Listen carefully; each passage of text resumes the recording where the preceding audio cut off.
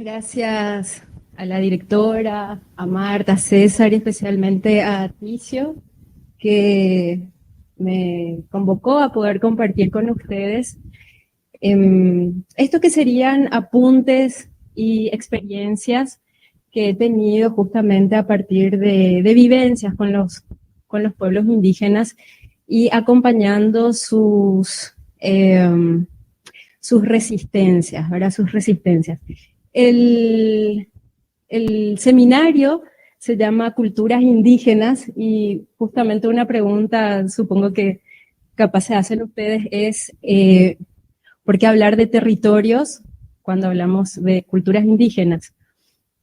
Y quiero traer un concepto que desarrolla Milton Santos, un intelectual brasileño, un geógrafo humano, que tiene una definición de territorio muy propicia para lo que hoy vamos a hablar y que también yo encuentro tiene mucha similitud con la concepción de territorio que tienen los pueblos indígenas, que recoge Meliá, que vamos a ir también citando. Milton Santos define el territorio desde la concepción del espacio.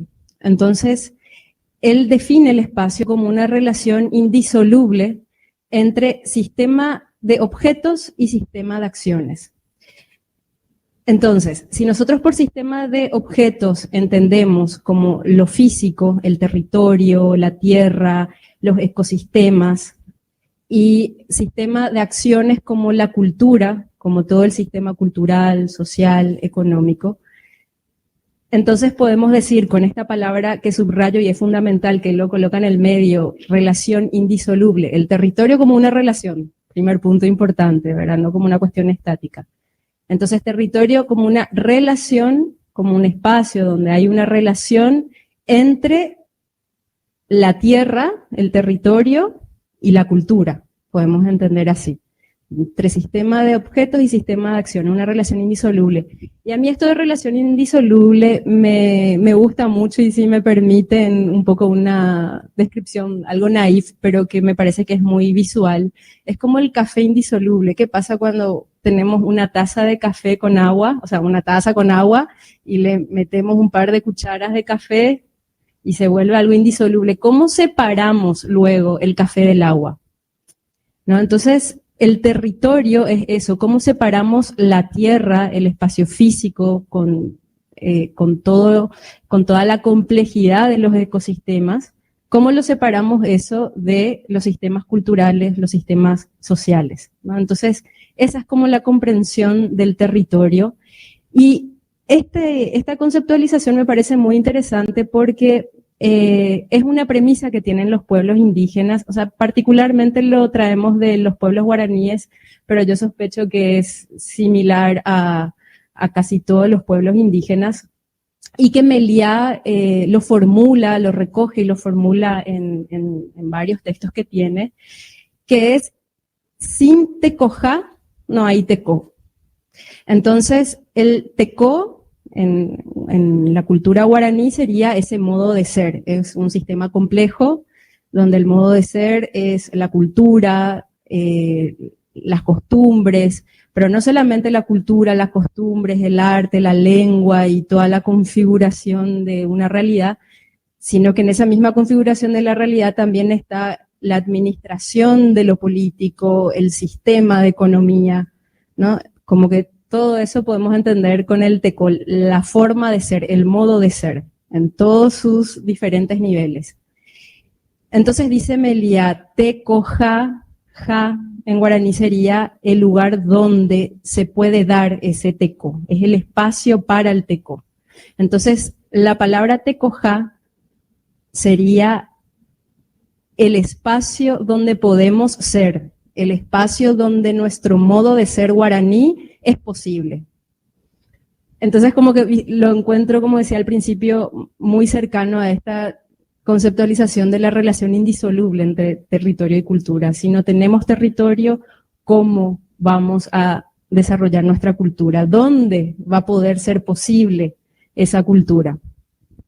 Entonces, un marco que quería traer, tanto esto que dice Milton Santos como la concepción de los guaraníes, y que yo extiendo para un poco la lógica que tienen los pueblos indígenas de la comprensión del territorio. Y esto es importantísimo y es una clave fundamental para poder comprender esto que Ticio decía al inicio, la importancia que tiene para los pueblos guaraníes y para los pueblos indígenas la conservación de sus territorios, que como conocemos y vamos a ir profundizando después un poquito, han sido despojados desde la llegada de los españoles, de la conquista, pero que sin embargo siguen resistiendo. Y cuán importante es para ellos el territorio, porque sin ese territorio, ¿dónde va a poder ser posible ser guaraní? ¿Dónde va a poder ser posible esa cultura guaraní o de otros pueblos indígenas?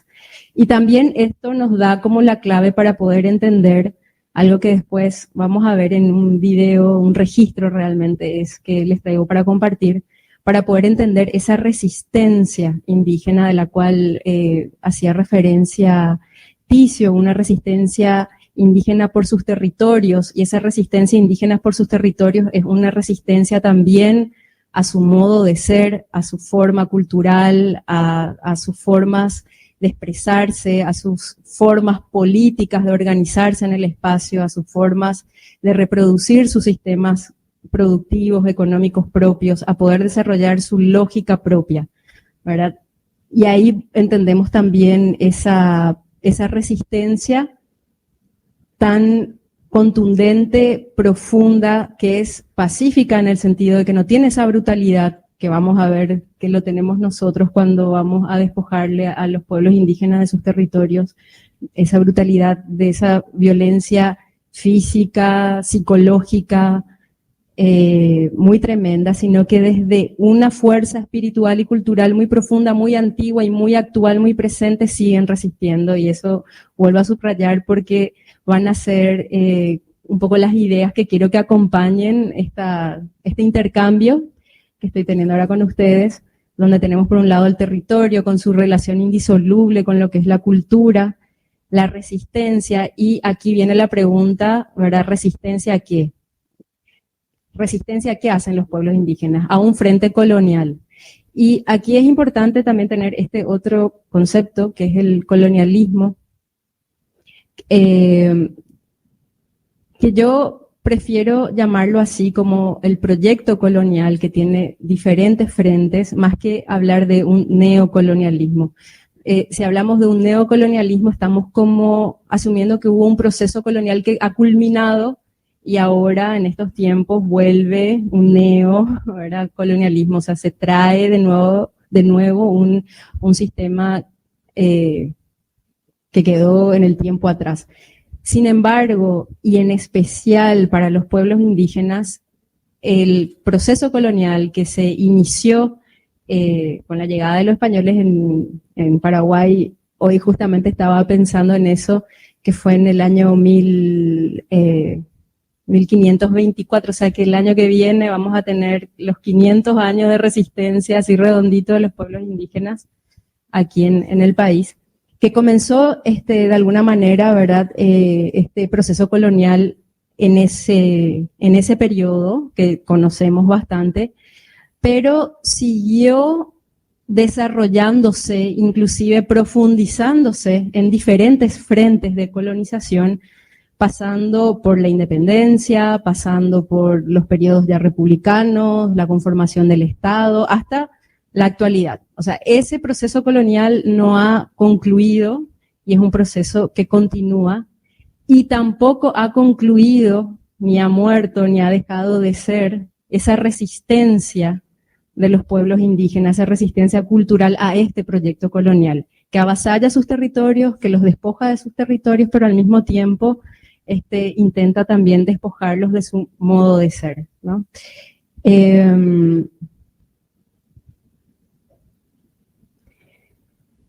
Entonces, voy a explicar un poquito lo que vamos a ver, pero antes de lo que vamos a ver, quiero compartir una comprensión sobre qué pasa con los territorios, qué pasa con los hoy desalojos contra las comunidades indígenas o los atropellos contra las comunidades indígenas, que es el registro que vamos a ver es un caso de estos, y que nos tiene la cuestión de los desalojos contra las comunidades indígenas, trae mucho al debate, y es lo que escuchamos también en el discurso hegemónico, porque el colonialismo no solamente avanza sobre los territorios y expulsa a las comunidades indígenas, sino que también avanza en lo que un poco en términos marxistas sería la superestructura, avanza también en las formas culturales, en los medios de información, en el sistema económico, y todo eso obviamente en la institucionalidad. O sea, las instituciones acá en Paraguay van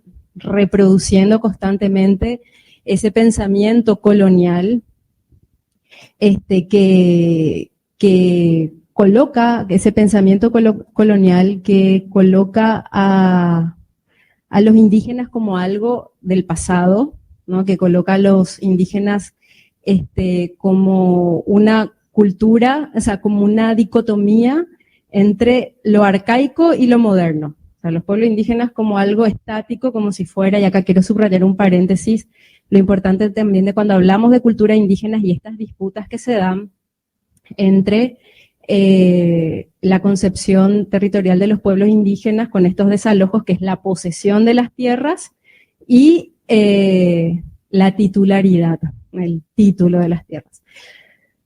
Pero antes de eso, subrayar también esto de que las culturas indígenas, el colonialismo que avanza también en la superestructura, coloca a las culturas indígenas como una cuestión estática, ¿no? Las culturas indígenas en esta dicotomía que decía entre lo arcaico y lo moderno, y no ve a las culturas indígenas también en un proceso que va pasando y que tiene un dinamismo, movimiento, creatividad, y se escandalizan si ven a un joven indígena con un celular, o si los indígenas, o quieren asimilar a los indígenas a nuestra sociedad, que es una forma también de despojos de sus territorios, asimilarlos, decirlos, no, los indígenas no necesitan más tierra. Eso es algo que últimamente se escucha mucho, inclusive en las instituciones, en este pensamiento colonial que tienen las instituciones del Estado, donde desde un punto de vista moderno dicen, no, los indígenas no necesitan más tierra, lo que necesitan es desarrollo, necesitan parecerse a nosotros, vestirse como nosotros, poniendo acá esa dicotomía entre lo arcaico y lo moderno, como si fuera que el indígena no puede ser moderno, no puede ir teniendo su propia dinámica en el transcurso del tiempo. Entonces, en primer lugar, cuando decimos que los pueblos indígenas tienen derecho a su cultura, no estamos utilizando esa concepción colonial que quieren poner en los medios de comunicación, periodistas y los que de alguna manera están en este proyecto de arrebato de sus territorios, de que ya los indígenas no pueden ser más aquellos con taparrabo, con plumas. Bueno, romper con esa idea. Entonces tenemos en estos desalojos, decía, volviendo otra vez al punto, también la dicotomía entre título de propiedad y la posesión de las tierras. Entonces, es muy importante, y aquí es donde yo quiero un poquitito compartir unas reflexiones antes de pasar al video, de cómo es importante comprender qué ha pasado con las tierras de los pueblos indígenas para poder entender la resistencia que los indígenas, que las comunidades, ya vamos a hablar concretamente, que las comunidades indígenas están teniendo hoy ante estos desalojos que estamos vivenciando en el tiempo actual. Y quiero a ver si puedo, estoy medio miope, pero traje acá una cita de otro sociólogo, Henri Lefebvre, Es un poco capaz vintage mi cita porque es de los años 70, pero se aplica muy bien para lo que queremos hablar. Y me acuerdo de vos, Ticio, de un artículo tuyo que dice hay que volver, hay que volver a ciertos conceptos de los años 70 que también se han querido dejar de lado, pero sin embargo son muy útiles para poder entender hoy los desalojos. Necesitamos una visión histórica sobre las tierras. Entonces, Henri Lefebvre, en su obra De lo rural a lo urbano, señala que aquel que no analiza el pasado se pierde con frecuencia, se establece en un presente inmediato y dado en apariencia, o en un solo bloque anacrónico y en desuso. Y agrega, él viene de la sociología, agrega, y de ahí el carácter a la vez difícil de la sociología rural, ciencia de lo actual, que no puede olvidar la historia, pues en ella, como en otras partes, y más que en otras partes, lo histórico persiste y actúa en lo actual. Y quiero subrayar lo que acabo de leer. Aquel que no analiza el pasado se pierde con frecuencia, se establece en un presente inmediato y dado en apariencia, en un bloque anacrónico y en desuso. Un presente dado en apariencia. Entonces aquí traigo qué es lo que escuchamos y cuál es el fundamento con el cual el Estado, con la policía y con el Poder Judicial y con la Fiscalía y el resto de las instituciones públicas con su silencio hacen cuando van y desalojan a una comunidad indígena. Hacen esto, hacen un corte y los presentan a los indígenas como invasores de su tierra. Y me ha tocado, disculpen que hable así en primera persona porque realmente mis reflexiones vienen mucho de la experiencia misma, me ha tocado en situaciones donde he estado en desalojos y que hemos tenido que hablar con los fiscales, convenciéndolos con los papeles, con las leyes, con todo, para que no desalojen a la comunidad indígena, para que comprendan el derecho territorial que tienen los pueblos indígenas, y es así un muro donde ellos te presentan a los indígenas como invasores, que los indígenas, esta comunidad viene de otra comunidad, ellos son de otra comunidad, o su comunidad está, hay cultivo de soja, ¿para qué vienen entonces acá? Entonces, ¿qué hacen? Hacen un corte, presentan el conflicto de las tierras y lo resuelven con un presente dado en apariencia. Te dicen, vienen de otra comunidad, pero ¿qué pasó antes? Antes este era su territorio y ellos fueron desplazados, tuvieron que huir, refugiarse en otros lugares, luego retoman a sus tierras ancestrales, donde está su cementerio, donde están los testimonios vivos de sus ancestros, ¿verdad? Entonces, por eso es muy importante esto de poder ir un poquito al pasado para comprender el despojo territorial de los pueblos indígenas. Y acá, yendo al pasado, yo tengo anotado unos hitos, o sea, he identificado unos hitos, algunos muy obvios, pero no importa, vamos a repasarlos. Pero hay un corte muy importante, que son los años 1950, que vamos a llegar a eso. Pero bueno, antes de 1950 sabemos que con la independencia en 1811, las tierras pasan a ser parte del Estado. Entonces los pueblos indígenas, acá tenemos como un primer hito, donde los pueblos indígenas legalmente, aunque eso no se da, y esto es muy importante tener en cuenta para la actualidad, eso no se da en la práctica en cuanto a la posesión, pero legalmente en papeles y en general los pueblos indígenas pierden la posesión de sus tierras cuando el Estado paraguayo se proclama independiente. Entonces las tierras públicas pasan a ser del Estado, y aquí hay dos referencias muy importantes que son los famosos decretos de Francia y de Carlos Antonio López, donde uno confisca las tierras del país y el otro le da entre comillas pongo, la ciudadanía, le da la ciudadanía a los pueblos indígenas paraguayos, los convierte en paraguayos, lo cual es brutal porque les saca su identidad. a cambio de que ellos también entreguen las tierras, ¿verdad? Entonces es la primera, son los dos hitos que, si bien no se dan en el momento de manera real en cuanto a la posesión de la tierra, sí configura el discurso y la línea ideológica con el cual el Estado se va a seguir manejando durante todo este periodo ya de independencia de Estado Nacional del Paraguay, que es: los indígenas no son titulares de sus tierras, ¿no? Ese es como el primer tema.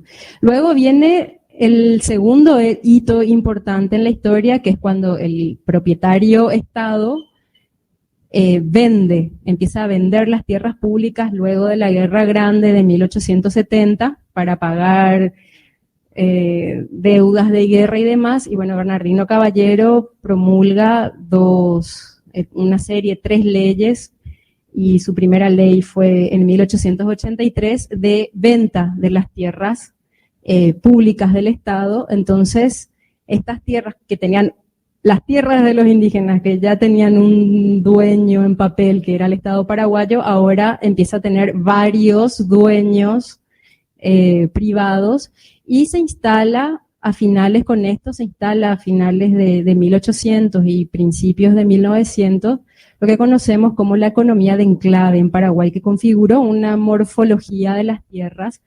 En las tierras de Paraguay se dividieron en grandes latifundios, muy grandes latifundios: Carlos Casado en el Chaco, la Industrial Paraguaya, Bartes, en la región occidental del país todas las yerbateras, y en la región occidental, en el Chaco, principalmente con la extracción del tanino.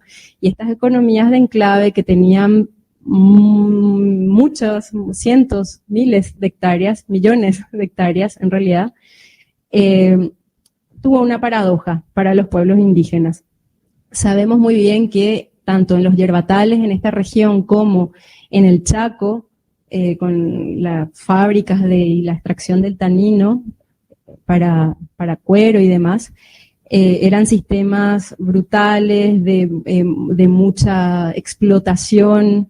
De hecho, que Barret nos habla de la esclavitud de los yerbatales en su obra El dolor paraguayo. O sea, eso fue realmente un sistema esclavista muy violento, muy brutal, pero paradójicamente eran territorios de producción concentrados en puntos concentrados, y se mantenían muchos bosques todavía, ¿no? A finales de 1800 y principios del siglo XX, 1900 hasta 1950. Entonces, ¿qué se daban en estos grandes latifundios? Que habían muchas tierras que ustedes habrán escuchado muchas veces, que son las tierras improductivas.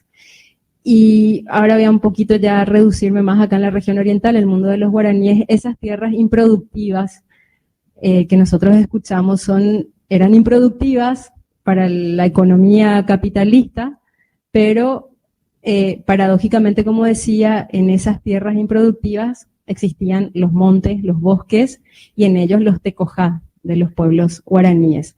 Entonces, si bien no tenían título de sus propiedades, eran de estos grandes latifundios, las comunidades indígenas, aunque ya reducidas, siempre con las amenazas ya del contacto colonial, ¿verdad?, del contacto de los paraguayos en su territorio, todavía podían seguir siendo ellos en sus tecojá. Se podían mover aún libremente todavía.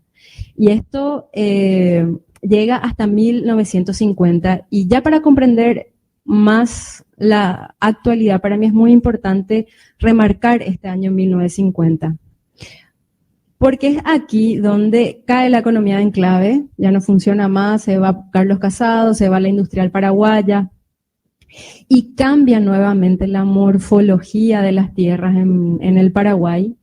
Y estos grandes latifundios, y esto lo habla Oleg Disokolán, estos grandes latifundios empiezan a ser fraccionados, se van del país, estas grandes empresas se venden, se empieza a lotear las tierras.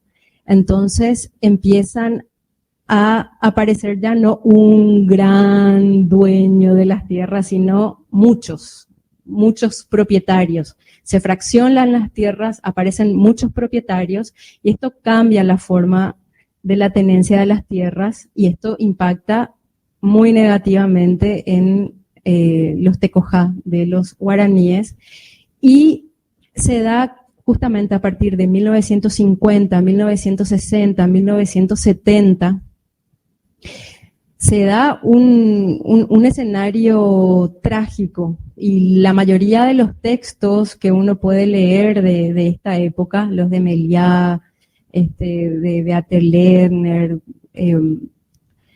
son textos de denuncia donde prácticamente se habla de que hay un exterminio de los pueblos indígenas, iban a desaparecer. Todos anunciaban ya prácticamente la desaparición de estos pueblos porque se fraccionan las tierras, empiezan a aparecer los propietarios y paralelamente también ingresa un nuevo modelo productivo en el Paraguay, ya no más el del enclave, de las yerbateras, la industrial paraguaya y demás, sino que ingresa el modelo sojero, el modelo del cultivo de la soja y de la mecanización de las tierras. Se empiezan a mecanizar las tierras. Entonces, cada uno de estos propietarios que empiezan a comprar estos lotes entran a sus tierras y ¿qué pasa? Compran tierras con los tecojá indígenas adentro, con bosques y con comunidades indígenas en su interior. Y empiezan a desmontar y a expulsar a los indígenas de sus territorios. Esto se dio fuertemente durante estas 3 décadas que recién mencioné, y la situación de los tecojá indígenas en estos casos era de huida, tenían que huir, está de acá, viene el nuevo propietario, mecaniza las tierras, desmonta, tenían que huir a otra, después venía este otro propietario, mecaniza las tierras, desmontan. Fue como un golpe muy fuerte esto, y además empiezan a tener un contacto masivo, los indígenas, los guaraníes empiezan a tener un contacto masivo con la población blanca, con los paraguayos, y se da el fenómeno de la tuberculosis, una epidemia muy grande de tuberculosis. Entonces ellos estaban siendo expulsados de sus territorios, se estaba deforestando, el país se deforestó en esas 3 décadas, y al deforestar el país estaba deforestando sus tecojá, y al mismo tiempo todo esto en la salud le generó una epidemia de tuberculosis que casi los diezmó. Entonces ahí vienen todas estas denuncias donde dicen los pueblos es un proyecto de exterminio de los pueblos indígenas. También en esta misma época se da el genocidio del pueblo Aché, se da el etnocidio de los Abá guaraní paranaense con la construcción de Itaipú, que son desplazados, era la cultura del agua, la cultura guaraní del agua, de la ribera del Paraná, que fueron expulsados, y eso significó también un etnocidio de esa cultura del agua. Todo esto pasa durante estos años, y acá viene otro hito importante, que es justamente a partir de esta situación de la articulación que empiezan a tener los pueblos indígenas, los líderes indígenas, y la participación y el apoyo de abogados, antropólogos, de organizaciones de la sociedad civil que se articulan para apoyar a estas comunidades, entre ellos acá está Ticio. Vos conocés muy bien toda esta época, Ticio. Yo creo que ahora estamos viviendo un año 72, por eso nos sirven tanto los conceptos que se utilizaron en esas décadas, porque yo creo que ahora en el 2020 estamos un poco también de nuevo en ese contexto. Gracias a esta articulación entre las comunidades, entre los pueblos indígenas, entre los tecojá indígenas que se reorganizan, justamente todo esto forma parte de su resistencia, y esta articulación que tuvieron con no indígenas, antropólogos, abogados, principalmente, que se unen, ¿verdad?, a su lucha, es que surge en el año 1981 una disposición legal que es la Ley 904/1981, que es la ley sobre el estatuto de las comunidades indígenas. Y esto yo marco de nuevo como un hito, muy importante, porque aquí estamos hablando de una reorganización nuevamente del territorio de los pueblos indígenas, y esta reorganización que ellos hacen es también una forma de resistir, es también una forma de resistir ante ese escenario en el que prácticamente estaban al borde del exterminio. Esta ley de 1981, Estatuto de las Comunidades Indígenas, introduce tres categorías que hacen a esta reorganización territorial de los pueblos indígenas, y es, por un lado, crea la imagen jurídica de título comunitario de las tierras. Hasta 1981, desde 1524 hasta 1981, todo esto que estuvimos hablando hasta recién, los pueblos indígenas no tenían ninguna garantía jurídica sobre sus tierras. No existían ellos como sujeto de derecho jurídico sobre las tierras. Las tierras, empiezan a aparecer el concepto de título de propiedad, que es algo totalmente ajeno a ellos. Se empiezan a vender las tierras con ellos adentro, y ellos no tenían ningún instrumento jurídico nacional, porque sí existe este convenio de la OIT que de alguna manera los protegía, pero a nivel nacional no tenían ellos el reconocimiento de que son dueños de tierras, son dueños de las tierras, y que desde entonces se ha usurpado y se ha comprado y vendido y comprado y vendido sus tierras siempre con ellos adentro. Entonces en 1981 se reconoce esto y se crea esa imagen jurídica para asegurar los territorios indígenas, que es el título comunitario de las tierras, que de alguna manera es muy avanzado eso en la región. Por ejemplo, en Brasil no existe el título comunitario de las tierras. En Brasil ellos tienen la demarcación, que también ahora están en conflicto, pero es las tierras son del Estado, que le cede a las comunidades. En Argentina tampoco, o sea, fue una avanzada muy importante poder reconocer jurídicamente la titularidad de las tierras. Ahora, ¿quién es el sujeto dueño, quién es el sujeto de ese título? La comunidad indígena. Entonces aquí se crea la segunda forma, que es la forma comunitaria, la forma comunidad para los pueblos indígenas.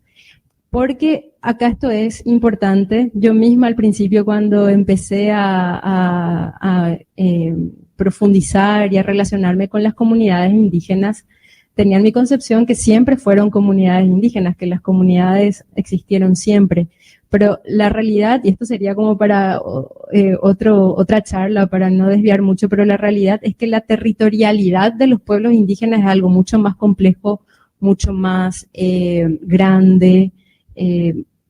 No es solamente una comunidad delimitada. El concepto de territorialidad y las delimitaciones territoriales que tenían los diferentes pueblos indígenas acá tenían sus propias reglas, que no tienen nada que ver con un título y con decir esta es una comunidad indígena, eran diferentes. Pero con estas leyes, como dije, y ante ese escenario prácticamente de exterminio, se logra entonces tener herramientas, en este caso jurídicos, para poder preservar algo del vasto territorio de los pueblos indígenas en estos formatos, en esta forma de comunidad. Entonces se crea el título comunitario de las tierras, las comunidades indígenas, y el Estado reconoce a través de esta ley, ¿verdad? Hace un procedimiento, reconoce jurídicamente a las comunidades indígenas, y establece esta ley que para la región oriental, que son las comunidades guaraníes, establece que a partir de 20 familias indígenas ya pueden agruparse y solicitar al Estado, que el Estado tiene que entregar de manera gratuita, solicitar al Estado el título comunitario de las tierras. Entonces, y las hectáreas que se manejan son 20 hectáreas por familia. Entonces, según la ley, en esta región, en esta parte del país, no deberían haber comunidades indígenas menores o más pequeñas de 400 hectáreas, porque decimos 20 familias mínimo por 20 hectáreas, son 400 hectáreas, pero sin embargo, la mayoría de las comunidades indígenas tienen muchísimo menos. inclusive a veces uno encuentra comunidades indígenas que tienen 7, 8, 10 hectáreas y la ley dice que no puede ser menos de 400, de 400 hectáreas es el mínimo y encontramos menos de lo que le correspondería a una familia que es 20 hectáreas por familia. Igual esta fórmula de 20 hectáreas por familia y que una comunidad es 20 familias ya de por sí redujo bastante lo que es la concepción de territorio, pero era una forma, insisto, de poder sobrevivir a ese contexto y de poder persistir. Y para la región oriental en el Chaco se hablan de 100 hectáreas por familia, entonces en el Chaco no deberían haber menos de 2000 hectáreas por comunidades, cosa que tampoco pasa. Ahí es trágico, las comunidades en las colonias menonitas tienen así 1, 2, 3 hectáreas cuando la ley dice que no deberían ser menos de 2000 hectáreas. A partir de esta ley, como dije, se reorganizan los pueblos indígenas y empiezan a conformarse en comunidades. Y al día de hoy, en la actualidad, tenemos, según el censo, 500 comunidades indígenas que con sus subcomunidades o aldeas, como le llama el censo, llegan a cerca de 800 comunidades indígenas. Entonces, a partir de esto, tenemos esta nueva configuración en el mapa, 800 comunidades indígenas en el país, y empiezan las comunidades a luchar y tramitar ante el Estado lo que la ley les da, el derecho que la ley les da, y empiezan a tramitar esto, la legalización de sus territorios. Luego viene, con este hito importante, viene en el año 92 la Constitución del Estado paraguayo, la Constitución del año 92, postdictadura estronista, y esta Constitución es también es muy buena porque reconoce los derechos territoriales de los pueblos indígenas, y en su capítulo 5 es todo un capítulo dedicado, destinado a los derechos de los pueblos indígenas. Hay 3 cosas fundamentales. En primer lugar, el Estado, en el capítulo 5 de la Constitución del 92, reconoce a los pueblos indígenas, uno como pueblos, los reconoce como pueblos, y cuando los reconocemos como pueblos decimos, el pueblo tiene un territorio, o sea, el pueblo no es el pueblo un elemento fundamental de cualquier definición de pueblo, está territorio, identidad. Ahora, bueno, los reconoce como pueblos, y los reconoce como pueblos que son culturas anteriores al Estado paraguayo. ¿Qué está diciendo la Constitución con esto? Está reconociendo en el año 92 que los pueblos indígenas existen antes del Estado paraguayo, entonces reconoce que sus territorios existen antes del Estado paraguayo. Entonces no podemos decir los pueblos indígenas invaden tierras, si la misma Constitución Nacional te está diciendo, nos está diciendo, los pueblos indígenas son anteriores a nosotros. Al reconocer esto, la Constitución entonces obliga al Estado paraguayo y dice, es una obligación del Estado paraguayo entregar tierras a las comunidades indígenas, entregar estos títulos comunitarios que ya se establece años antes en la ley 904 del año 81, obliga al Estado a entregar eso y a no desalojar a las comunidades. O sea, las comunidades no pueden ser removidas de su hábitat, dice la Constitución, sin el consentimiento de estas. ¿Qué sucede? ¿Qué es lo importante de este hecho de la Constitución Nacional y del capítulo 5? Que el Estado reconoce que se ha hecho todo mal antes del año 92. Dice, hemos enajenado las tierras a los indígenas y ahora esto es una Constitución que va a resarcir los daños. Es una Constitución que desagravia todo lo que se ha hecho a los pueblos indígenas, y a partir de ahora los pueblos indígenas reconocemos que tienen que tener sus tierras y el Estado se tiene que encargar de eso. Bueno, eso es lo que está en los papeles, pero es un hito importante. Entonces, después de todos estos, voy otra vez un chiquito atrás, después de todos estos genocidios, etnocidios y esta tragedia que vivieron los pueblos indígenas cuando entra el modelo sojero y se empieza a deforestar las tierras en Paraguay y con ellas a sus tecojá.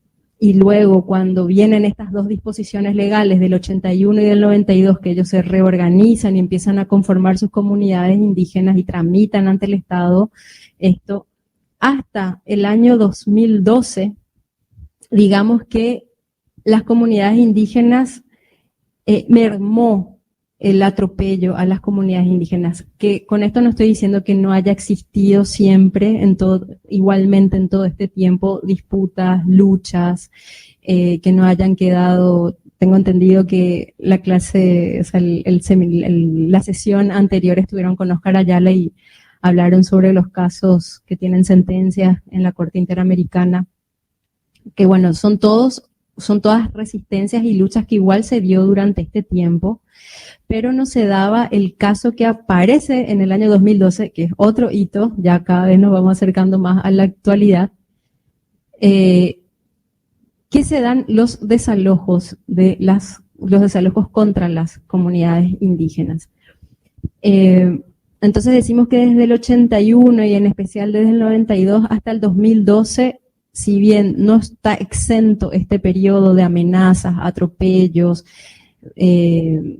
hacia las territorialidades de los pueblos indígenas, más bien hubo un proceso de poder consolidarse en esta nueva reorganización espacial, de batallar por tener el título de las tierras, de tramitar, y bueno, como dije, hoy hay 800 comunidades.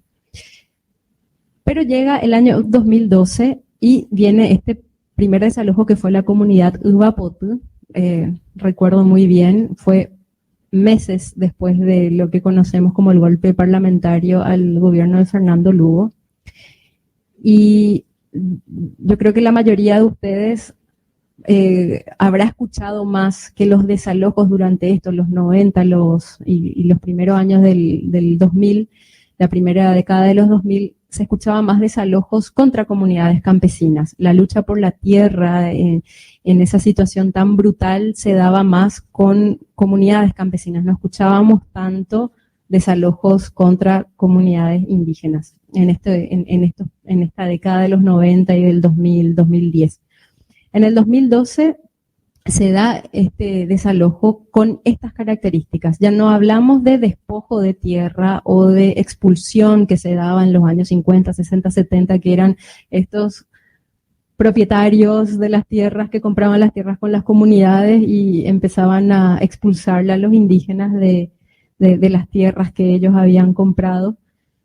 No se da así, sino que se da con la particularidad de el Estado, que es el mismo Estado con su fuerza represiva, con policías, con militares, con policías, con la GEO, con carrohidrantes, con helicópteros, que entran a la comunidad indígena a desalojarlas con una violencia brutal, quemando sus casas, quemando sus espacios sagrados, destruyendo los cultivos, destruyendo sus cableados. Y esta comunidad Uwapotú, que fue la primera que vimos y que nos quedamos aterrorizados todos en el 2012, era una comunidad que tenía título del INDI. Ni siquiera estamos hablando de una comunidad que está en proceso de regularización de sus tierras, que tiene la posesión de las tierras, pero no el título todavía. Era una comunidad que tenía título del INDI, que tenía una escuela indígena reconocida por el MEC, por la Dirección de Educación Escolar Indígena, con docentes. O sea, había Estado, había servicios del Estado paraguayo dentro de esa comunidad que fue brutalmente desalojada por el Estado paraguayo mismo, a través de orden de un fiscal. Y siempre con la participación de civiles armados, que es algo que también es incomprensible cómo el Estado no actúe ante la presencia de civiles armados en las comunidades. Esto se dio y luego viene el periodo, y disculpen que mencione porque son los dos últimos periodos, el último anterior al gobierno que acabó de concluir, el periodo presidencial de Cartes, donde comienza en el 2012 y hasta el 2017, que es un periodo presidencial, nos encontramos con 5 comunidades indígenas que fueron brutalmente desalojadas. Hay 2 modalidades. Una que es a través de la misma fuerza pública con intervención de un juez o un fiscal, además, y otras que son atropellos, no vamos a decir desalojo porque el desalojo es una figura jurídica, ¿verdad? Sino atropellos y que expulsan a las comunidades indígenas a través de los civiles armados, pero que se sirven de alguna orden de algún fiscal, alguna orden de algún juez, por más que estos sean totalmente arbitrarios, y expulsan. Habíamos registrado 5 y en ese entonces, acá ya me pareció verla a Sofía Espíndola, ¿verdad? ¿Verdad? Soy medio miope, no veo. Con Sofía habíamos escrito justamente un artículo en un informe con la soja al cuello que sacaba 6, donde registrábamos estos 5 desalojos con esta modalidad nueva de mucha violencia estatal o mucha violencia de civiles armados, en contra de disposiciones constitucionales y de leyes nacionales que son las que ya les mencioné. Este era un nuevo escenario que nos parecía un gran retroceso. En el 2012 y el 2017, cuando registramos estos 5 casos, dijimos, estamos de nuevo en un gran retroceso. En el 81 y con el 92 se ha logrado reorganizar y se ha podido avanzar un poco en la legalización de los territorios o de las comunidades indígenas, y ahora nuevamente están desalojando a las comunidades ya con esta protección jurídica. O sea, ¿qué está pasando? Es un gran retroceso. Ese gran retroceso ahora se agudizó y de paso les invito, te voy a avisar, Ticio, y le convocas acá a los que participan de este seminario, nuevamente con De la soja al cuello, que es el informe que hace BASEIS. Próximamente, dentro de poco, se va a estar publicando el informe, y ahí nuevamente hay una publicación que hicimos donde hacemos una sistematización de los desalojos y atropellos contra las comunidades indígenas desde el 2018 hasta el 2023, hasta agosto del 2023, que es el siguiente periodo presidencial. Y se ha profundizado y es aún más alarmante, por eso decía Ticio, parece que estamos volviendo a los años 70, de 5 comunidades en el periodo anterior, que nos pareció una locura. En esta vuelta registramos 24 comunidades que han sido desalojadas o con atropello de civiles armados, con una inacción absoluta de parte de las instituciones del Estado para parar esto. De esas 24 comunidades, como están en resistencia, después vamos a hablar un poquito de la resistencia, como están en resistencia las comunidades indígenas, no han sido 24 hechos de violencia, sino que registramos 40, lo que registramos, capaz que hay inclusive más, pero registramos al menos 40 hechos de violencia contra estas comunidades, porque más de una, la que vamos a ver, por ejemplo, 3 veces, 4 veces sufrió en estos 5 años desalojos. Entonces, realmente estamos ante una situación dramática, de un gran retroceso de esto que habíamos dicho, de la seguridad jurídica de los pueblos indígenas, de las comunidades indígenas. Ahora ya podemos hablar con más propiedad de comunidades indígenas.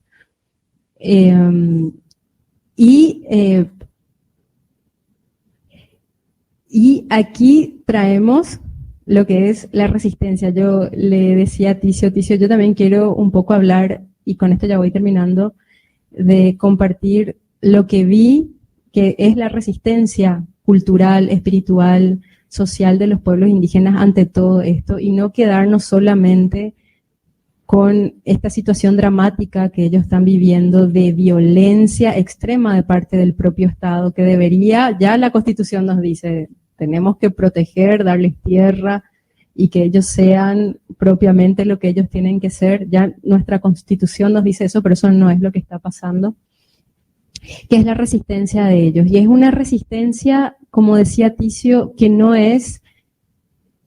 utiliza esa violencia occidental que nosotros sí utilizamos contra sus territorios. Digo nosotros porque el Estado es el Estado paraguayo y todos nosotros somos paraguayos, y de alguna manera todos somos también responsables de esto, de esta situación que ellos están viviendo. La resistencia de los territorios indígenas, como decía, y es lo que van a ver. Yo les quiero comentar un poquitito en relación al video, al registro que vamos a ver, ver ahora, que no importa que comente lo que es el video y que después vean, así después ya no hablo más después del video.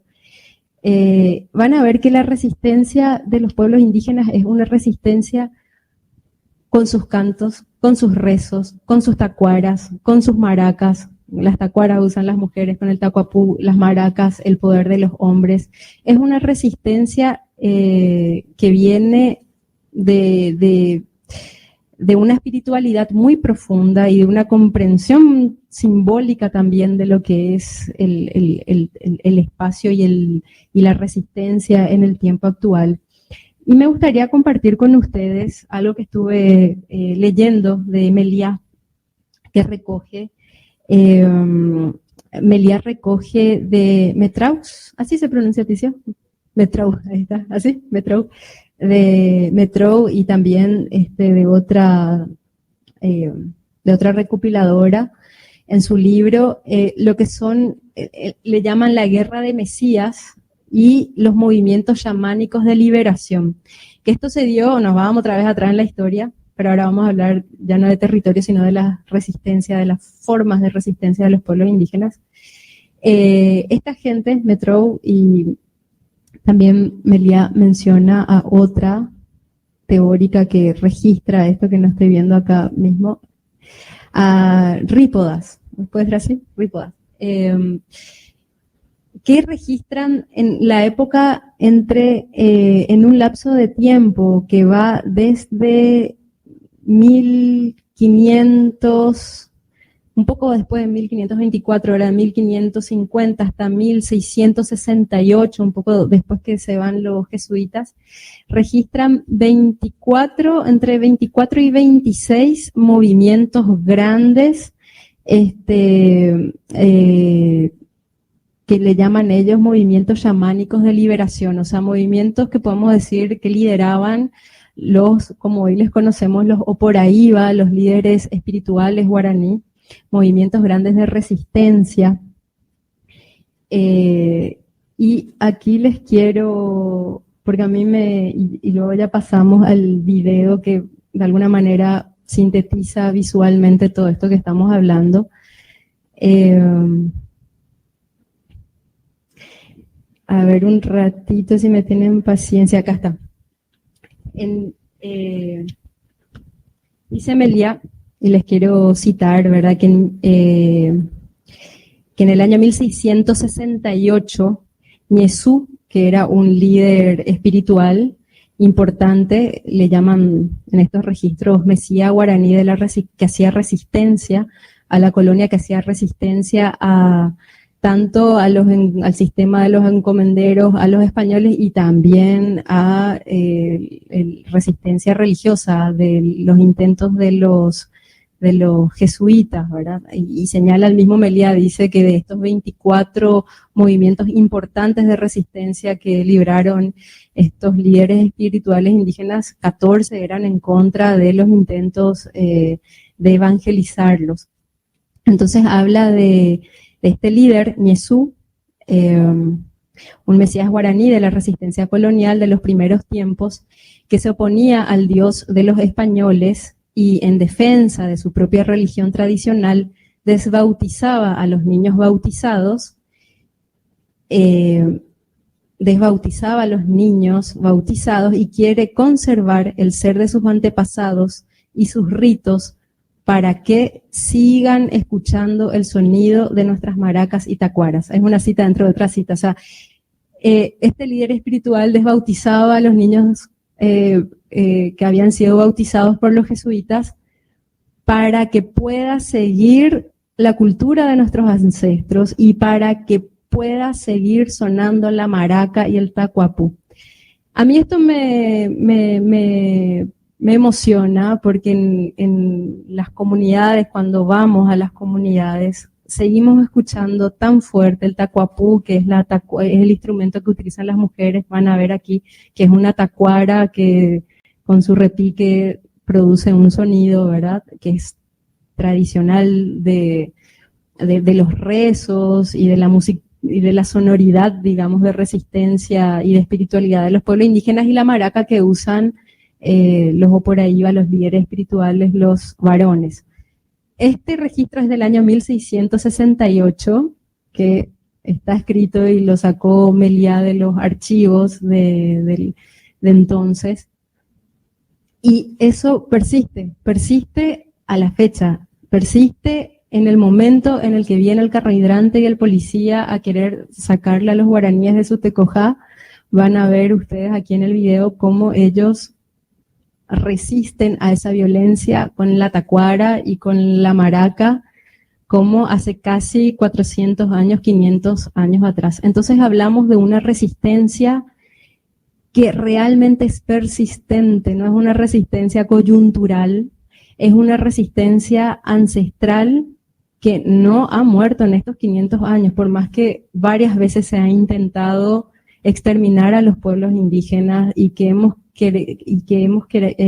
la sociedad ha querido dejarlas en ese lugar que hablé al principio, de esa cuestión arcaica, congelada allá en el tiempo. No está nada congelado ni es arcaico, es ancestral y es presente y es actual, y es la fuerza que tienen hoy las comunidades indígenas para resistir el despojo de sus territorios. Entonces yo quería subrayar esto, compartirle estas notas que tenía, no sé si fue un poco desordenado o no. Y por último, antes de pasar al video, unas reflexiones que también los traigo de Meliá y las hago propia,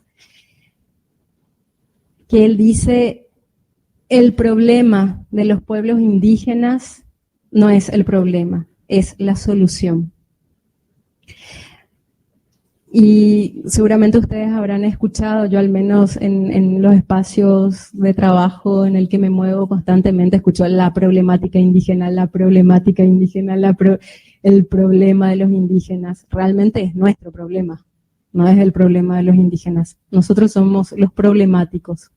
Y si pudiésemos escuchar a los pueblos indígenas, su sabiduría, sus formas de organización política, sus formas de entender los conflictos y destrabar los conflictos, sus formas de producción, sus formas de economía, el yopoy. Bueno, estos son todos capítulos muy largos, no vamos a hablar ahora, pero si pudiésemos escuchar a los pueblos indígenas, tendríamos la solución para gran parte de los problemas, no de los pueblos indígenas, o no problemas de nosotros con los pueblos indígenas, sino de la crisis que estamos viviendo a nivel mundial, con el cambio climático, con la deforestación, con un sistema económico que genera cada vez más pobreza, más expulsiones, más personas sin sus territorios. Si pudiésemos volver a esa filosofía que nos pueden contar los indígenas del yopoy, de una economía basada en las manos abiertas recíprocamente y no en esa individualidad egoísta,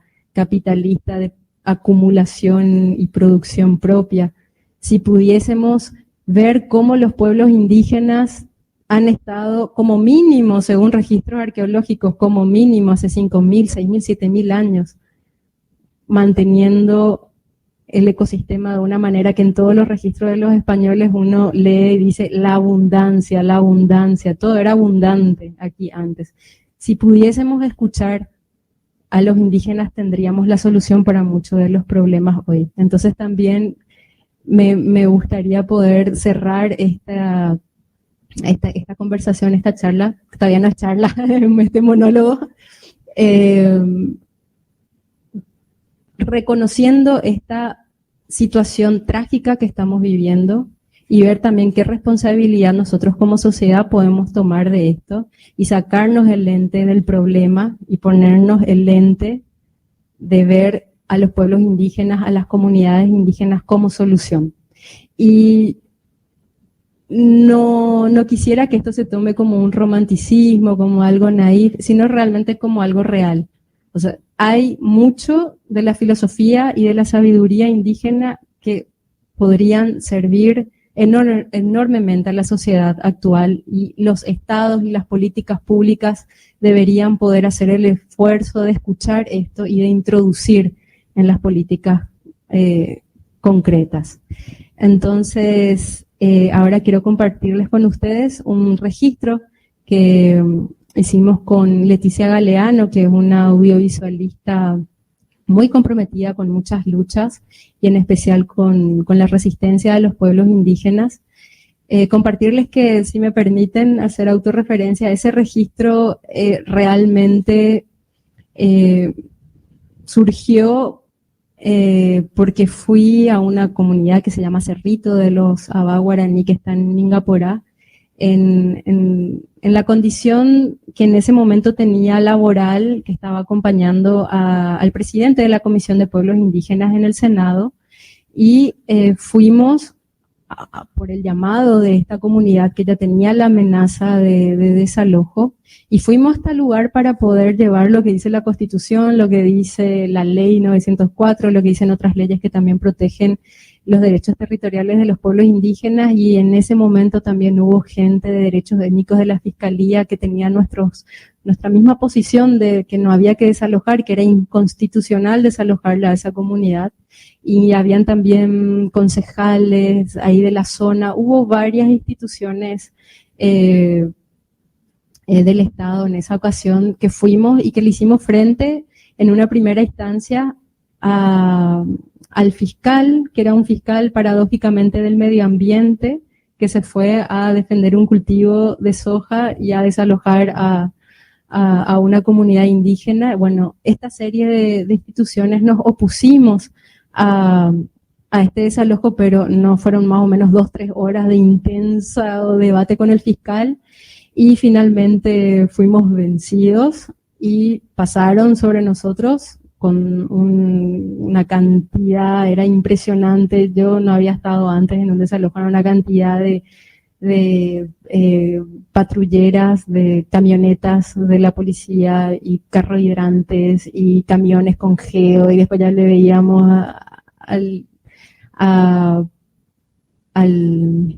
la montada, una cosa brutal, desproporcional, helicóptero que daban vuelta, y por otro lado estaba la comunidad indígena conformada por hombres, mujeres, ancianos, ancianas, niños.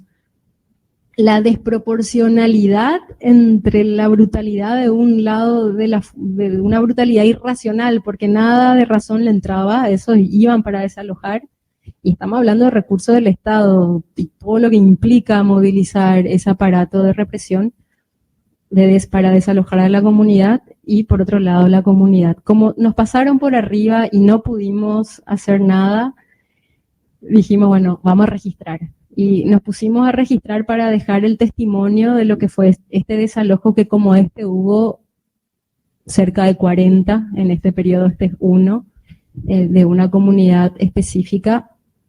Y van a ver esto que acabé de leer, que Meliá recogió de un registro del año 1668, de que los guaraníes no dejan de hacer sonar la maraca ni dejan de hacer sonar el tacuapú para que sus ancestros y el modo de vida de sus ancestros pueda seguir siendo, y ellos puedan seguir siendo guaraníes en sus propios territorios. Entonces, César, si podemos ver, y con esto terminamos.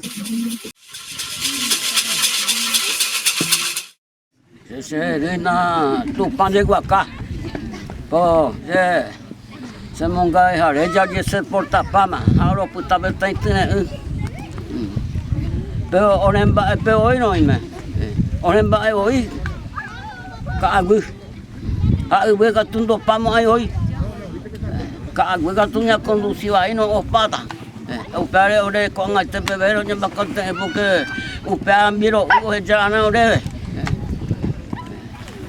apare onen ba e oipea Oren ba erente ropete ako anganda ai ba veresino ore ka agua ore guarani siripa.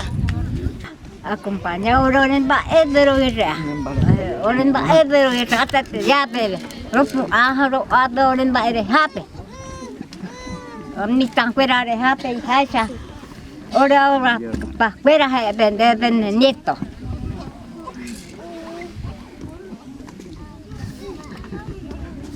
Upasa de papel minte.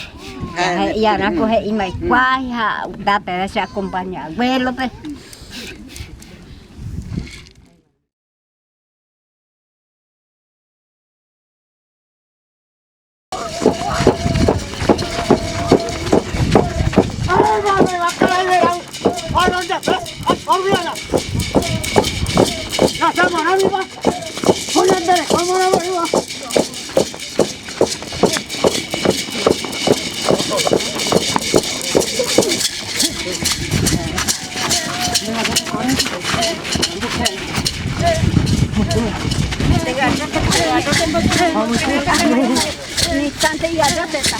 Yo todo ahora sí que lo vi.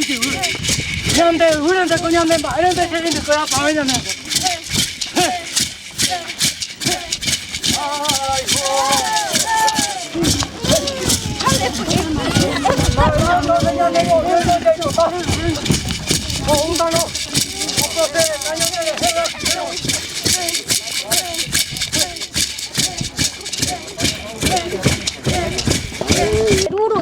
Hañan de sirva su orere ya va que uka agure. Pesaite. Ore ka agur pe hoy orere ñoyo que.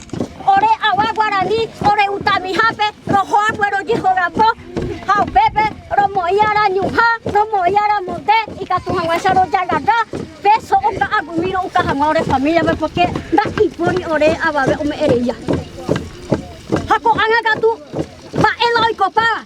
Oye juga pa orere he, orinde onye me era ore je pedacito mi ore. Ore no mano, vaga ko a veces ore ba e hoy. Ore ya shero fuera o ore torba ore ure. Ore ndoro hoya ora sir pero torba super fuera y ure. Bueno, sabe que tiene orden judicial. Ore ande lu suaja pe koro bi ko ma. Pesa ya ta pelo. Dañe que Y si vergüenza cuenta con cara y la uche. Ore ba erente ropete. Vamos. Bueno, a ver. ma esa. Ore ba Yo yo banguelo. Esa pendere le ko a mi vieja ma tenemos le. Ya esa dos mai ma pendere deja su cara para pelo. Ahora sepa donde esa era la cosa, esa tenemos le tare. A mi vieja ma tenemos le tare. Esa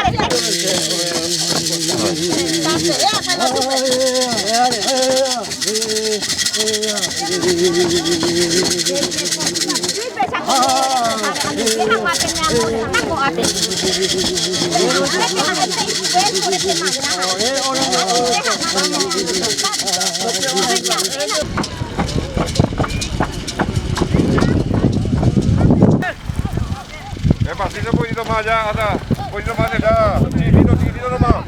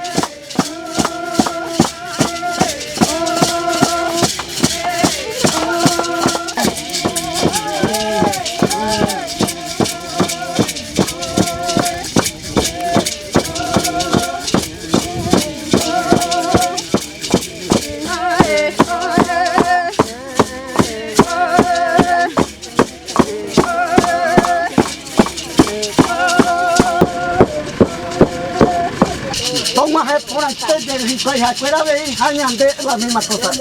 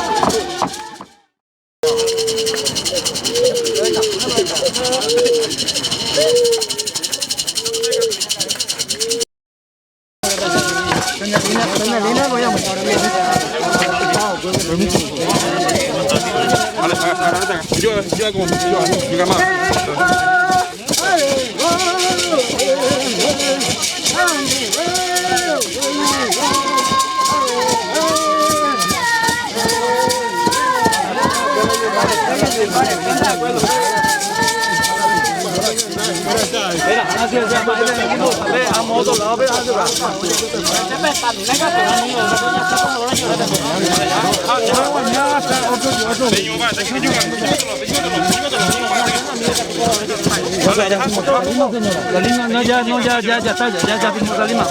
No es femenino las aguas. Femenino vamos a callar. Yo estoy en mi derecho de grabar acá. No.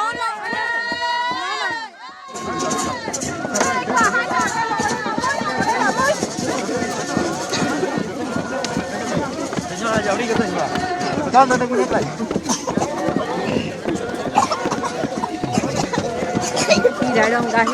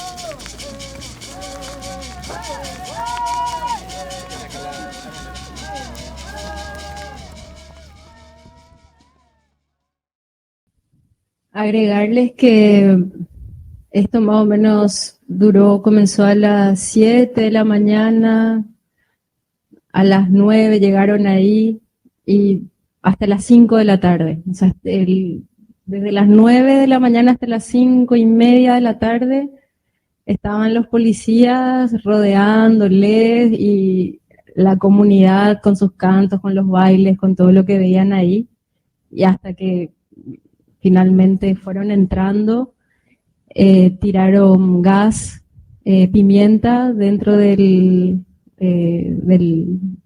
espacio ceremonial de ellos, y bueno, ahí finalmente es como que con eso hacen que salgan. Muchos de ellos tuvieron que desarmar sus casas y otros, como se pudo ver una partecita con máquinas, iban tirando. Y la última imagen, que es la última familia que se resiste a salir, después, como les digo, no sé cuántas horas son, de las 9 hasta las 5 de la tarde, salen, y solamente que les quería agregar, eso no alcanzamos a registrar, porque ya también nosotros nos retiramos del lugar, pero cuando nos retiramos del lugar, esa familia, que es la familia o por ahí va, del líder espiritual más importante de la comunidad, queda en el camino público frente a las tierras de donde fueron desalojados, que estaban mecanizadas y que son tierras que ellos ancestralmente ocupaban y reivindican.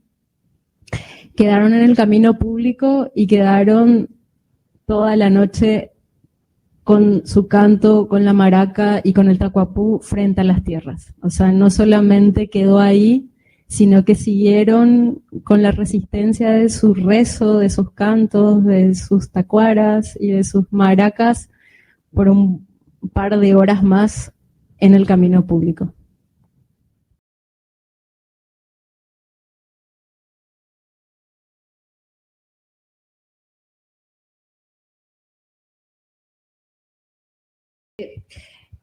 Como había comentado, la ley 904/81, el capítulo 5 de la Constitución, que es más importante aún, y el convenio 169, dije desordenado el orden, ¿verdad? O sea, el convenio, la Constitución, el convenio y la ley 904 protegen a los pueblos indígenas y otorgan derechos de los indígenas sobre sus tierras, más de lo que es la figura de usucapión. Digamos que los pueblos indígenas hoy día tienen derechos garantizados, jurídicamente garantizados, en el derecho positivo, digamos. La ley 904 otorga este título comunitario de las tierras y establece que el Estado tiene que entregar, al igual que la Constitución dice lo mismo. La Constitución dice en su artículo 64 algo muy importante, que dice que al reconocer que los pueblos indígenas son anteriores, que son pueblos y que son anteriores al Estado paraguayo, dice expresamente que las comunidades indígenas no podrán ser desalojadas de sus hábitats, no podrán ser desalojadas. O sea, por eso es inconstitucional los desalojos contra las comunidades indígenas. Hay que ver otros mecanismos, agotar, o sea, realmente no se puede desalojar a una comunidad indígena. Y hay leyes, y lo mismo dice el convenio ratificado en el año 93 por Paraguay, el convenio de la OIT 169, que también dice que las comunidades indígenas no pueden ser desalojadas de sus espacios. O sea que ni siquiera necesitan recurrir al usucapión porque tienen ellos el derecho. Ya es un derecho positivo de los pueblos indígenas, reconocido además por nuestra Constitución Nacional. Y hay leyes intermedias. Por ejemplo, está la ley 43/89, que es una ley complementaria a la ley del Estatuto de las Comunidades Indígenas, que previó esta situación, porque previó en el sentido de que están las comunidades en posesión de sus tierras, pero viene el que dice que es propietario y le quiere desalojar porque compró las tierras con la comunidad adentro. Entonces prevé esto, y esta ley, que es de regularización de los asentamientos de las comunidades indígenas, dice también expresamente que las comunidades indígenas que están tramitando la regularización de sus tierras no pueden ser desalojadas. Y todas estas comunidades tienen trámites, o sea, tienen documentos, tienen expedientes presentados ante diferentes instituciones, ante el INDI, que es el Instituto Paraguayo Indígena, o ante el INDER, que es el Instituto de Desarrollo Rural y de la Tierra, expedientes que presentan ante el Congreso, tienen expedientes presentados. El problema es del Estado paraguayo, que no hace lo que dice la Constitución, que es lo que tiene que hacer, que es entregarle tierra a las comunidades, pero hay comunidades que vienen 10, 20, 30, 40 años, 50 años, 60 años, que vienen tramitando entre papel y papel. Esos expedientes son altísimos y es el Estado el que no resuelve, no les da lo que la Constitución dice que les tiene que dar. Entonces no se usa la imagen de Usucapión, pero sí existe en la misma Constitución, en la 904 y en la Ley 43/89 y en el Convenio 169, disposiciones legales claramente donde se prohíbe la remoción, el traslado o el desalojo de una comunidad indígena sobre sus tierras. Y sobre ese punto seguramente habrá expuesto Oscar Ayala en la sesión anterior, pero no es un dato menor. Paraguay es el campeón mundial en muchas cosas, y una de las cosas que Paraguay es campeón mundial, o sea, al menos regional, acá en América Latina, Paraguay es el país que más sentencias tiene, o sea, el Estado paraguayo es el que más sentencias ha perdido ante la instancia que es la Corte Interamericana de Derechos Humanos por no respetar el derecho territorial de los pueblos indígenas. Tenemos el caso de Saguayamaxa, Yaqueaxa y Sadamocasec, que son los casos que les habrá comentado Oscar Ayala, que son comunidades, en este caso en el Chaco paraguayo, que fueron expulsadas de sus tierras con esto de que los propietarios vienen y compran las tierras con ellos adentro, y ellos quedaron por 20, 30 años al costado de la ruta resistiendo con una sentencia, inclusive, no solamente todo lo que dice acá nuestro marco jurídico nacional, sino con una sentencia de la Corte Interamericana, y con la sentencia es que ellos pudieron lograr que se les restituya parte de las tierras de las cuales fueron expulsados después de 30, 40 años de estar viviendo al costado de la ruta. Y Paraguay es el que más casos perdidos tiene, o sea que tenemos tarjeta roja nosotros en este tema.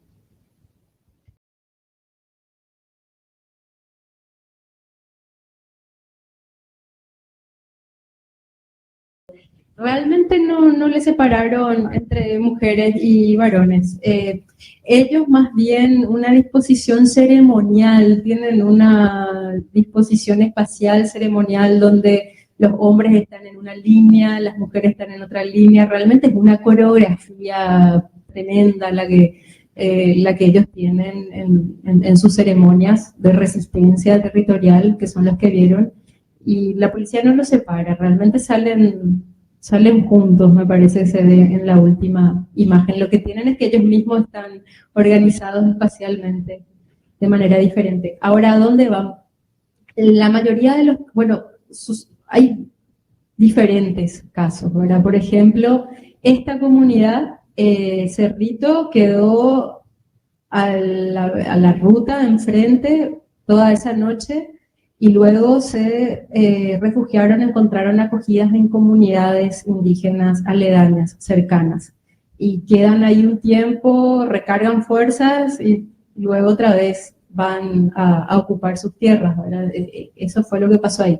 Por eso me gusta la pregunta, porque esto es algo histórico, no es de ahora. Las comunidades, los Tecojá que hablábamos desde los años 50, 60, que empieza la expulsión masiva de ellos de sus territorios, se dispersaron. O sea, las comunidades, realmente es una tragedia social y cultural lo que pasa con los desalojos y lo que pasó con esos desalojos en los años 50, 60, porque los Tecojá, de alguna manera, esa forma de organización del espacio del territorio que tenían, se desintegra, se rompe, se refugian en un lado, se separan, se desintegran las comunidades como tal, una fracción va a un lugar, otra fracción va a otro lugar, van encontrando los refugios donde pueden. Y justamente en el 81, con la ley del Estatuto de las Comunidades Indígenas, empiezan a tramitar la conformación y la legalización de sus tierras a través de las comunidades, ¿verdad? De la forma de comunidades, se van reagrupando. O sea, hay muchas comunidades que son reagrupaciones de diferentes Tecojá que fueron destruidos en los años 50, 60, 70, 80. Y va pasando mucho en este proceso, por eso es muy actual. Es la resistencia de los pueblos indígenas, es una resistencia persistente hace 500 años. No descansan un día. van también reorganizándose. Entonces, están en una comunidad, están en otra, pero esas familias que pertenecían a un núcleo de un Tecojá que fue desintegrado y que fueron a diferentes familias, con el tiempo se van agrupando nuevamente y vuelven a sus espacios. Cuando ven que pueden volver a acceder a sus tierras, vuelven a esas tierras. Entonces de ahí viene un discurso. Yo escuché mucho con la gente de Itaipú, que le desalojó sin respetar ningún tipo de derechos al pueblo guaraní paranaense que ocupaban toda la costa del Paraná, en Alto Paraná y Canindeyú. ¿Qué les pasó de eso? Ellos los guaraníes dicen Sarandipabra, se dispersaron, se fueron en diferentes comunidades, y luego una comunidad en particular, que es Tecojá Sauce, vuelve a sus tierras que no fueron inundadas por la represa y que no estaban ocupadas, vuelven a sus tierras y resulta que eran tierras de la Itaipú, y primero estuvieron en otro lugar, después van a tierras que actualmente es una reserva biológica de Itaipú, y Itaipú tiene una demanda de invasión a esta comunidad, o sea, una comunidad que fue desalojada porque se iba a inundar el territorio no se inundó, volvió, Itaipú le mete una demanda, y los funcionarios de Itaipú llegaron a decir en reuniones públicas donde se abordaba este tema, llegaron a decir, pero estas familias vienen de otras comunidades, ellos no son de ahí, pero y antes de estar en esas comunidades, ¿dónde estaban? ¿Por qué no te preguntas? O sea, es como que me gustó tu pregunta porque suele pasar eso. Ellos se refugian en otras comunidades y cuando vuelven a sus lugares, en especial la gente de las instituciones públicas, para delegitimar la posesión que ellos tienen, dicen, no, vienen de otras comunidades. Pero antes estuvieron ahí, estuvieron en esa comunidad en calidad de refugio.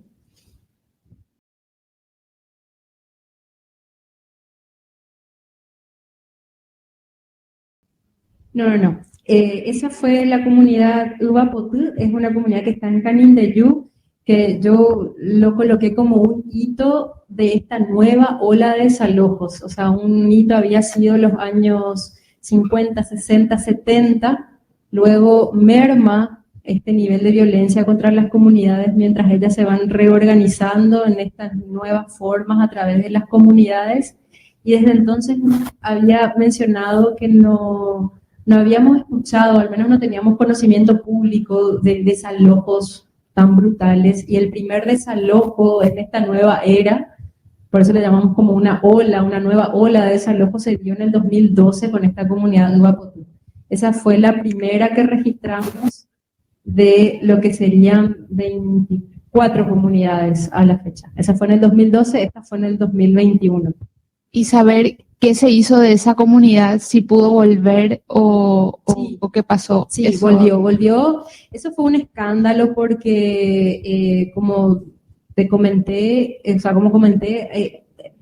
la comunidad tenía título del Instituto Paraguayo del Indígena y había una escuela que fue una escuela de material, así con ladrillo, con pizarra, bien equipada, que fue destruida totalmente, fue demolida, se quedó solamente así el cimiento del piso, del cemento, y era una escuela del MEC. Entonces intervino en ese entonces inclusive la asesoría jurídica del MEC en defensa de la escuela del Estado. O sea, fue una cuestión del Estado contra el Estado para desalojar a esa comunidad. En su momento tuvo mucha visibilidad y ellos volvieron a la comunidad y siguen estando hoy ahí. Pero siempre, discúlpame, pero siempre las amenazas, los civiles armados, eso no termina.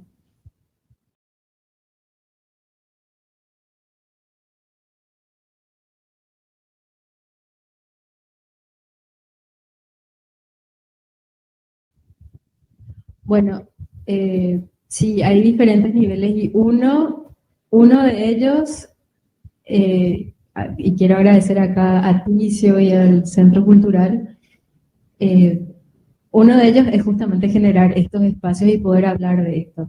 O sea, luego vamos a llegar más puntual hacia donde vos querés, pero Sí, remarcar que generar espacios para poder compartir esto, para poder hablar, para los que escriben poder escribir, los que filman poder filmar, los que hacen poesía poder mencionar en sus poesías, poder trabajar en lo que decía al inicio, en lo que sería la superestructura de la sociedad, porque realmente ahí nos batallan todos los días. Hoy, la mayoría de la fuerza política, por ejemplo, en el Congreso, le tienen a los indígenas como invasores. No analizan toda esta historia, ni lo que nos dice Lefebvre sobre cuando no tenemos una mirada histórica, tenemos una visión anacrónica, ¿verdad?, de algo. La Fiscalía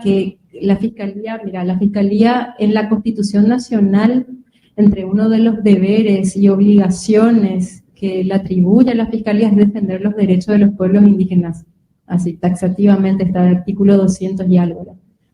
Y es la misma Fiscalía, en el video que vimos el señor, es la misma Fiscalía la que se va a desalojarlos y es solamente propiedad privada. Entonces hay también un campo de batalla y de resistencia que tienen los pueblos indígenas y que ahí creo que entramos todos, es la batalla cultural, es la batalla en lo discursivo, es la batalla también en lo simbólico, en cómo podemos comprender que los pueblos indígenas no son invasores, sino que ellos son los verdaderos dueños y que estamos en falta y que hay que resarcirles y que hay que tener políticas de resarcimiento de todo lo que se ha hecho. ¿Cómo podemos esto llevar a la academia, llevar a los centros culturales, poder debatir? Cuando hablábamos con Ticio, le decía, hay una historia de los pueblos indígenas que está amordazada y a mí me gusta usar más esta imagen de la mordaza que del silencio, porque podemos decir también la historia de los pueblos indígenas está silenciada, pero claro, otro que pone en silencio, pero realmente la historia y la realidad de los pueblos indígenas no está en silencio. Uno va a las comunidades y la memoria que tienen de lo que es su territorio, de lo que son sus luchas. Uno habla con los líderes, las lideresas indígenas, y tienen un montón, o sea, te cuentan toda la historia, no hay silencio sobre sus historias. Lo que hay es una política de amordazar, y es así, quieren decir algo y le tapan la boca, así, con una mordaza. Y a los que acompañan las luchas de los pueblos indígenas también, los indígenas son criminalizados y los que acompañan sus luchas también son criminalizados. Eso es un punto que no tocamos, pero toda esta violencia de los desalojos viene acompañada de dos cosas, de una inacción, una desidia inducida de parte de las instituciones que no hacen nada al respecto, o nada realmente al respecto, y también viene acompañada de una criminalización de las reivindicaciones y de la lucha de los pueblos indígenas. Todos estos que vieron acá están imputados, hay en casos en los que les llevan presos, no termina solamente en que se refugian en otras comunidades. La verdad que me faltó hacer este punto. Hay una criminalización y también hay una criminalización a los que acompañan. Yo misma estoy denunciada en Lingapora por acompañar estos, te denuncian, ¿verdad? Y te difaman y calumnian en los medios de prensa. Entonces, poder también nosotros trabajar esto en el ámbito del intercambio, de las charlas, de profundizar, de escribir, ya es un paso. Y bueno, hay muchas organizaciones y hay muchas comunidades que sí se puede uno articular. Es una cuestión de pasar contactos y si, no sé, Ticio, capaz te paso a vos algunos contactos de algunas organizaciones a las cuales uno se puede acercar. Acá, por ejemplo, está Sofía Espíndola, que, discúlpame que te nombre, pero ella, por ejemplo, acompaña muy de cerca situaciones muy similares con los Paita de Utera y tiene justamente una red y un grupo de WhatsApp para gente que quiere apoyar el caso de los Paita de Utera, por ejemplo. Entonces podemos hacer una lista de contactos porque la verdad que no, sí hay movimiento, pero es como una cuestión de poder contactar, ¿verdad?, con la gente. Entonces, si te parece, Ticio, yo te podría facilitar una lista de organizaciones de no indígenas que acompañan a las comunidades indígenas donde uno se pueda acercar y decir, bueno, ¿en qué puedo colaborar? Y también algunos contactos directos de líderes indígenas que también... lo primero que podemos hacer es acercarnos a ellos, ¿verdad? Y si hay esa intención, que me alegra mucho, es poder contactar y vincularse con ellos. Y por otro lado, como decía, y disculpen que insista, es tener estos espacios en todos los niveles posibles.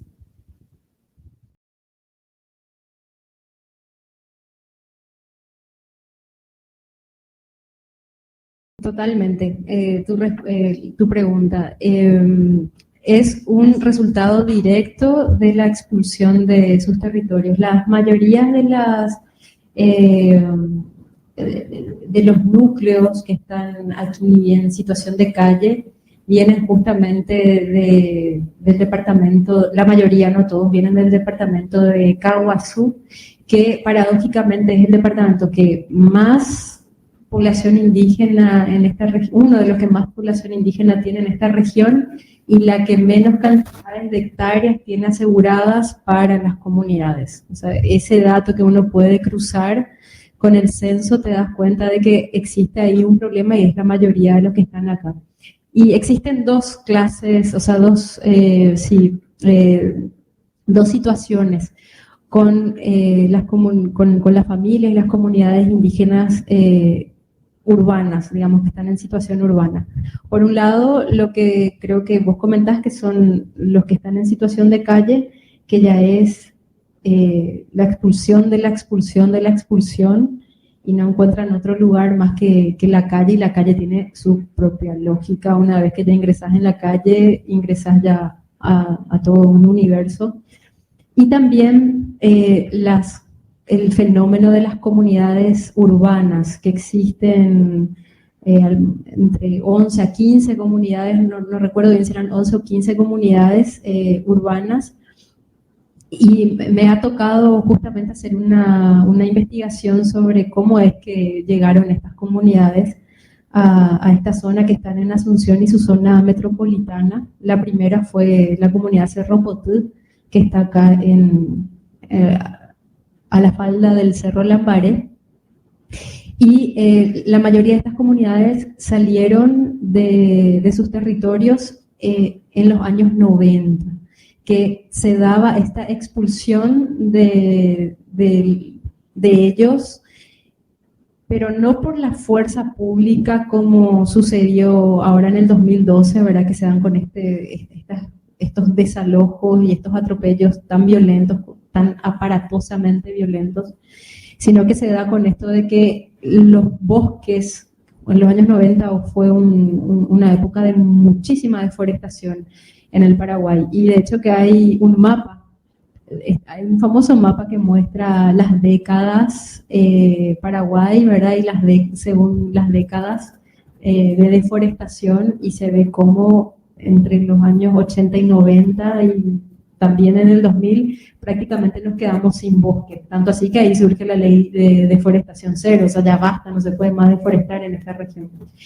Y eran los últimos que quedaban, y recuerdo que en conversaciones que he tenido con miembros de estas comunidades que tuvieron que emigrar y venir a la zona de Asunción y Central a conformarse como comunidades. Entonces no quedaron en situación de calle, sino que dentro de un predio más chiquitísimo, ¿verdad? Nada que ver con lo que eran comunidades en el interior, tuvieron que de alguna manera recrearse, y también es una forma de resistir y seguir como comunidad.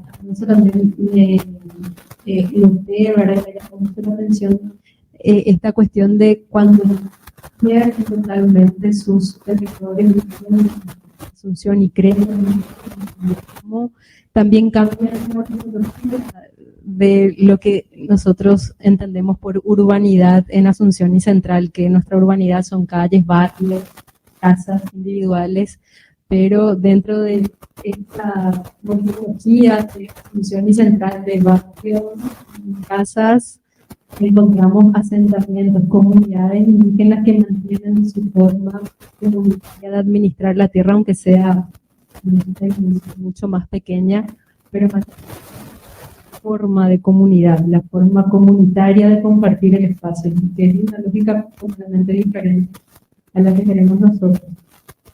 La mayoría fueron expulsados por esta ola de deforestación y de mecanización y sofización de nuestro territorio que se dio muy fuertemente en los años 90. La mayoría de las comunidades vienen de esos años de mediados de los 90, principios de los 2000. En calle vienen también del interior del país.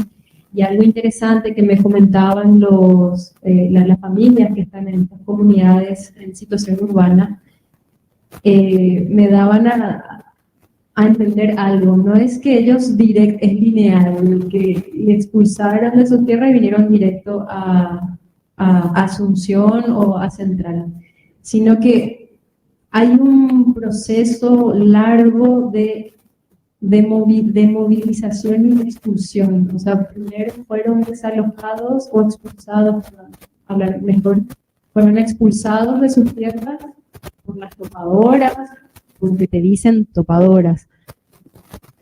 Fueron expulsados por las topadoras que les rompían todo su tecojazo, tenían que salir, iban a otro lugar, a veces se movían de un departamento a otros, de Caguazú se iban a Canindeyú, y hay como un recorrido que van haciendo y que son expulsados, y ya cuando no encuentran más qué hacer, es que vienen a Asunción. Tampoco es que es tan lineal y decir, si les alojaron, vinieron a Asunción, sino que hay toda una travesía, una odisea, un intentar que tienen de poder asentarse en un lugar, y ya cuando nosotros vemos lo que está en situación de calle, ya es porque realmente quedaron excluidos y expulsados de todo, y nuevamente vienen acá y son expulsados por el discurso que dice que están ahí en el semáforo, que dónde están sus padres, que, ¿verdad? O sea, doblemente expulsados. Y una cosita que recordé ahora, que quería compartirles sobre de la deforestación y los tecojá, que es todo un proceso que se dio en los años 90, me decía justamente Faustino, se llama, un líder indígena de una comunidad urbana que está en Luque, que a mí se me quedó tan fuerte.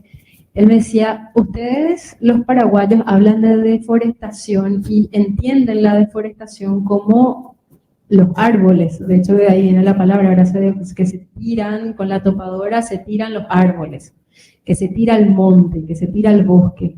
Pero para nosotros, cuando vienen las topadoras, que eran unos monstruos, y me hablaba mucho del ruido, porque él vino acá a Luque justamente cuando su comunidad, su tecojá, fue desmontada por las topadoras, y me decía, Lea, no te imaginas el ruido de las topadoras de mañana, tarde y noche, y nosotros huíamos y quedábamos en otro lugar y seguíamos escuchando. Claro, imagínense cantidad de árboles y árboles que caen, que caen, que caen. Tiene un ruido eso, ¿verdad? Que a él le traumó, porque me lo explicaba así con mucho énfasis. Y me decía, para nosotros no es solamente tirar los árboles. Cuando viene la topadora y nos tiran los árboles, nos tiran también nuestras medicinas natural, nos tira las fibras de los cuales nosotros hacemos nuestro arte, nuestros bolsones, la madera con la cual hacemos nuestras tallas, nos tira todo un mundo, toda una lógica, una forma de administrar de una economía del espacio. Entonces, cuando tiramos nuestros alimentos, los bichos, los animalitos, cuando pasa la topadora, tira todo, tira el árbol, tira el animal, tira la fibra, tira la cultura.